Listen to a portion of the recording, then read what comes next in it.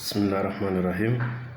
Cheikh Oumar Sowdani, fondateur entreprise Nawna Sirli. Hande toɓɓere nde men suuɓi nde ko honto fuɗɗotoɗa an suka fi jawdi. Bon, ko ɓuri hewde sukaɓe ɓaleɓe ɓen, sukaɓe guinéen ɓen, hiɓe mari courage. Ɓe mari courage fi immanagol gurdam maɓɓe ɗan tentini fi jawdi. Sa yi goɗɗo no taƴitani jarendi no ukkoyɗa ndiyam, ça c'est du courage. Mais le problème ko honto ɓe fuɗɗoto, quelles sont les méthodes, quelles sont les formules fi yo ɓe heɓu jawdi. Par ce que jawdi ko be heɓa méthode ji ɗi, wono yungotoɗo be heɓa doliwal ngal, heɓa ko waɗete kon kan doliwal, anda ko honto naɓata bugoɗa doliwal ngal. C'est ça les techniques et les méthodes. Ko ɗum ɗo mankiri ko ɓuri hewde sukaɓe ɓaleɓe ɓen tentini sukaɓe guinéen ɓen. C'est des jeunes qui ont du courage pour affronter la vie. Donc en ara yewten quelques méthodes, mais il y a des gens, mais là Cheikh Marsara, toi tu parles trop d'argent, est-ce que damari mbuɗi? Non, c'est pas ça. Koto ala mbuɗi, personne ne peut avoir de l'argent, mais tu peux atteindre tes objectifs. Dawa hebde hulande ma nden yiɗa wa hebde rêve ma. Moi j'ai mon rêve. Mon rêve c'était quoi? Hara mi gollanali goɗɗo, hara mi nali goɗɗo wi mon patron, wi mon boss, alaji en no soɗo e ɓawle. Non, je n'ai jamais aimé ça. Je n'ai jamais aimé le salariat. Habbagol lewru si yambuɗi, je n'ai jamais aimé ça. Et Dieu, Allah waɗani lan, donc j'ai obtenu ce que je voulais. Pour moi, je suis riche. Je suis riche. C'est ça la richesse. La richesse, c'est pas comme on l'entend des milliards. Non, non. La réussite, c'est pas ça. C'est obtenir ton rêve, ton objectif. Avoir un but. Yahanamo. Ha hendo da ɗum ɗo. Donc, fuɗɗoto toɓɓere men nden.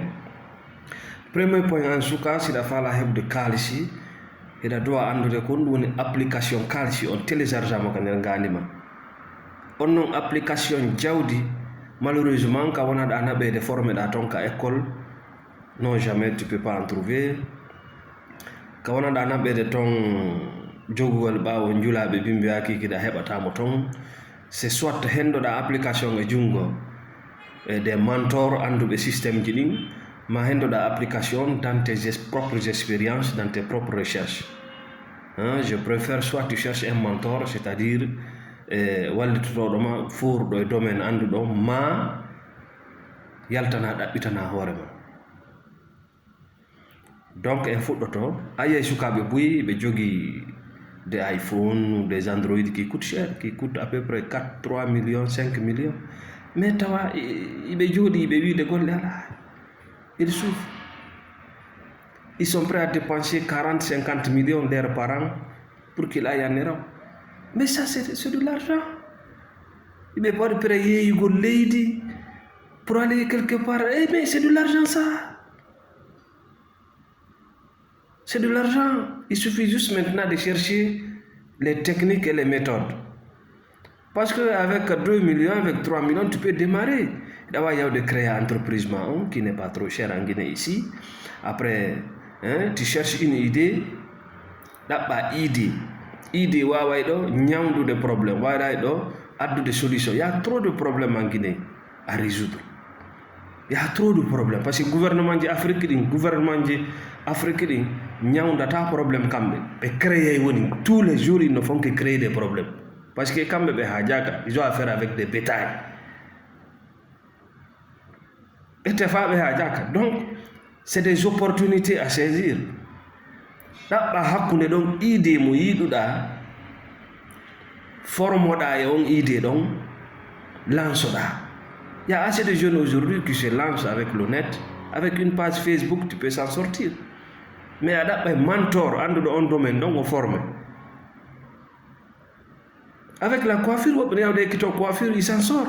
Woɓɓe ne yawde ekkito chauffeur yagal, il s'en sort. Woɓɓe ne yawde ekkito logistique et autres choses, il s'en sort. Mais il suffit d'avoir l'idée d'abord on idée ɗon ko honno o heɓorto na kopigol oɗa udditi boutique oɗa no ŋañade télé nda ɓeyɗa non, tu peux pas s'en sortir avec ça. Photocopie collé yahata ɓigo là moi j'ai étudié 15 ans 20 yahata ɗaro enseignant ɓe mon ɓe professeur d'économie no habbi joddi. Est ce que lui c'est un économiste? C'est pas un économiste. Ko télécharge ko photocopie joni wadde. Un vrai économiste waaw yetta e gandal makko ngal o applique ngal sur le terrain pour s'en sortir o habbata ko joddi. Donc premier point ko ya waaw suɓude idée welayɗoma formoɗa e on idée ɗon lanceɗa sur le terrain.